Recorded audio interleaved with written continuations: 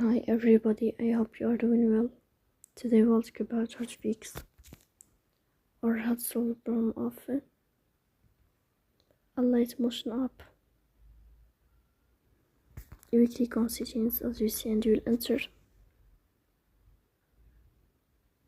Then here in this page you will click on apps, default apps, app settings. Then you will search about Alight motion app. In this page you will click on first stop and you will click OK.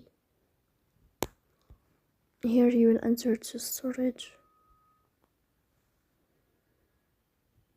Then you will click on clear cache.